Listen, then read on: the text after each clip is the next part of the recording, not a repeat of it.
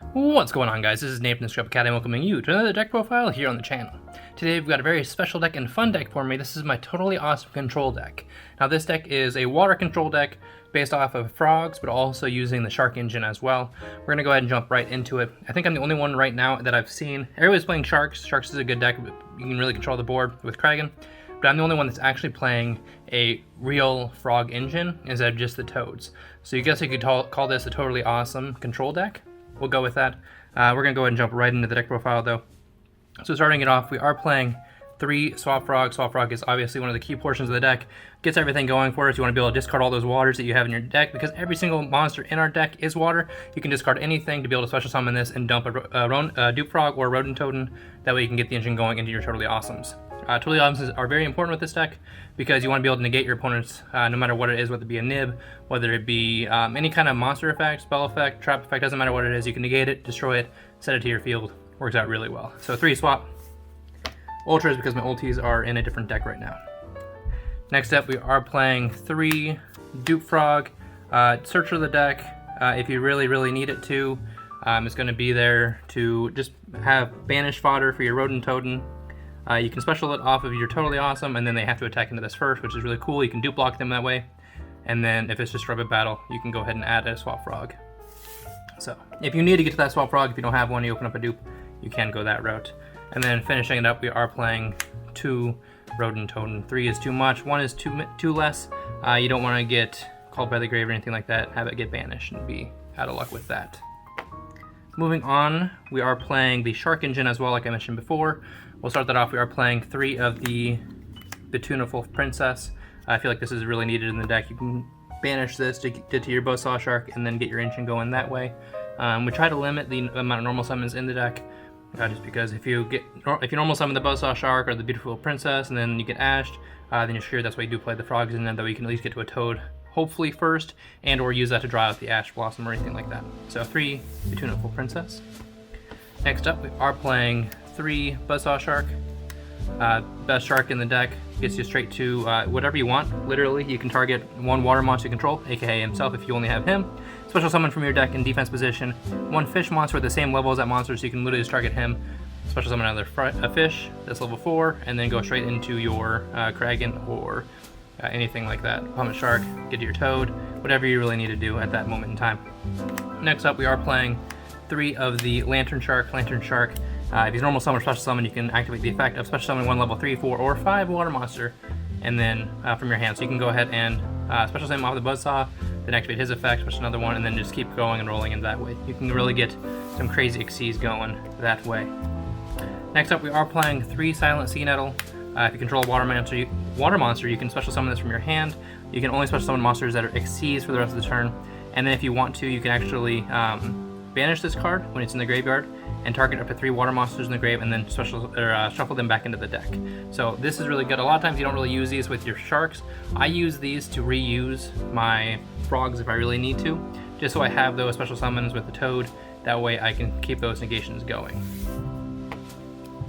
Next up, we are playing 3 Silent Angler. Silent Angler, you can special summon this if you control a water monster. Again, another one of those. But then you can only special summon, this is the last time you can special summon from the hand for the rest of the turn. So make sure that this is going to be like the last thing that you really do if you're special summoning from the hand. And then our last water monster in the deck, we are playing the 1 Right Hand Shark.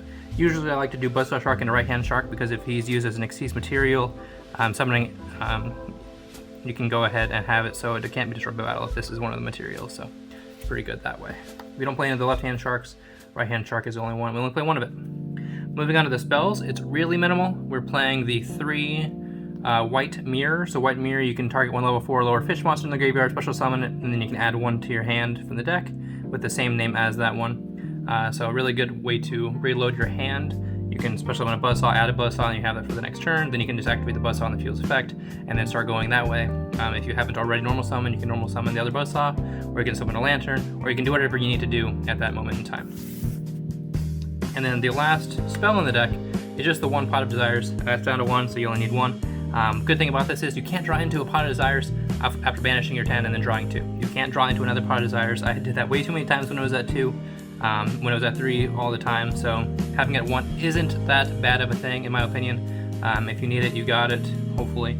and then you just don't want to banish your frog. So you want to usually do this after that, and then try not to overextend too much. Moving on to the traps, it is a control deck, so we're playing a few traps here. The first one is going to be playing the Goes and Match. Now, Goes and Match is key to this deck, especially winning-wise, stopping your opponent from doing things. You have your Toads, which can negate things, which is great, but when it comes to stopping your opponent from doing things, the Kraken making everything water, and then having Goes and Match, so literally they summon one monster. Everything is now water, so they can only summon waters. Unless we're playing another water deck, either a Mirror Match or a Marin's deck or Atlanteans, that kind of stuff, Mermail, you're probably going to win just because they can't summon. So this shuts down a lot of the decks nowadays. A lot of things have more than one attribute, and that can really screw them up. So 3 Goes and Match. The rest of them are all normal traps. We're playing 3 Trap Trick. This can kind of get you to whatever you need. We do play a lot of traps in the side deck as well, depending on what we're playing against, what our matchup is, that are all normal traps as well, and then we can actually use those with Trap Tricks. We play multiple of each, you can banish. So following it up with the 3 Trap Trick, we've got 3 Compulse. I love Compulse in this deck. Just being able to banish one, set another one, and then if your opponent tries to Xyz or Fusion or do anything like that, you can just go ahead and Compulse that right back to the extra deck and then not have to worry about it. Really good.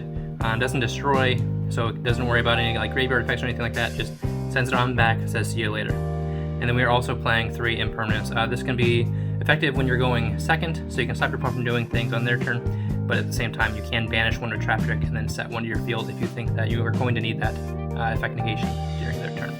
So that is the entire main deck, 40 cards. Let's go ahead, we'll get into the extra deck, and then we'll go from there.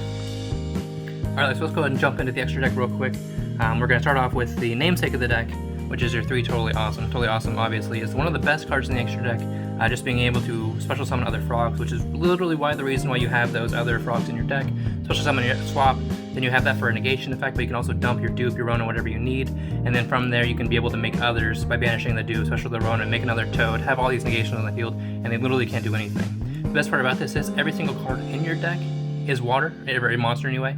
So all of those can be used to negate with Totally Awesome. You don't have to worry about tributing himself, you don't have to worry about tributing a frog, any other monster that you have in your hand that you might not be needing, you can go ahead and tribute that as well. So there's your Totally Awesome.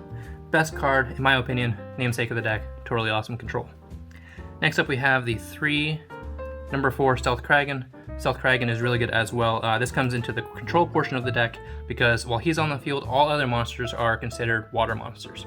So that helps you because your entire deck is water, doesn't affect you at all, but when you have Goes and Match on the field, when your opponent summons one of their own monsters, that monster is now water as well, which means they're locked into waters, they can't do anything. Really good. And then he also has a secondary effect where once per turn during either player's turn quick play, you can go ahead and target a water monster, which means anything that your opponent summons because they're all considered water now, and pop it. Really good card. And when he's destroyed, he special summons spawns. So the next card up is your Stealth Kraken spawn. So the way that works is if your Stealth Kraken has materials underneath it, so you're gonna have 2 materials underneath this when he's on the field.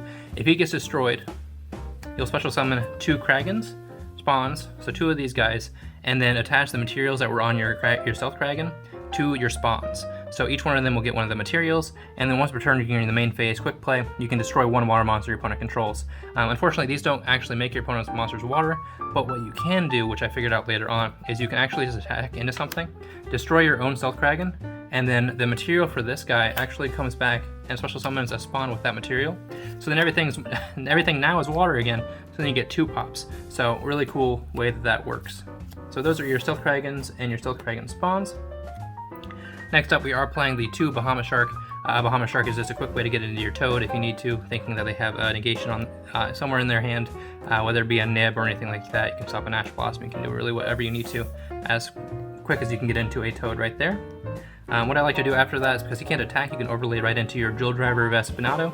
2500 attack, it does pierce image defense positions. The only problem with this one is once you've overlaid into him, you can't Xyz over the top of him for the rest of the turn. So during the turn he's summoned, you can't Xyz over him, so there's no Zeus with him. So to go ahead and stop that or deal with that issue, we are playing a Borbo and a Chakanine. So what you can do there is you can overlay into the Chakanine and then overlay over the top of that with the Borbo. You can attack directly. Won't do anything because it actually gains the attack of the Chakanine, which is question mark, so 0. So then after that, it doesn't do any damage. Your opponent's not really going to stop that. They're going to say, okay, why are you doing this? And then after that, you go ahead and go into the Zeus. So those are our last ones that are in the extra deck. But that is the entire deck for you guys. A really fun deck. I love playing it. It's kind of difficult when it comes to going second.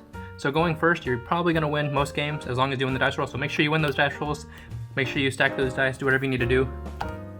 But yeah, going first, best deck. Going second, if they can set up a board, it's not going to be the best, to be honest. But as long as they don't have that going on for them, you can pretty much do whatever you need to do.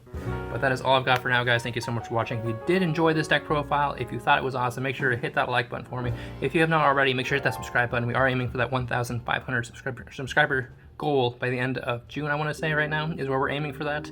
But that is all I've got for now, guys. Thank you so much for watching. If you have any questions about this deck, how to play it, anything like that, or if you have anything that maybe you could add to the deck, change it up, make it yourself, let me know down in the comment section down below. But that's all I've got for now, guys. Make sure to stay tuned later on this week. We will have some live duels with this deck so you can see it in action. But we'll see you guys later. That's all I've got for now. As always, this is Nathan from the Script Academy, signing up for now. Peace out.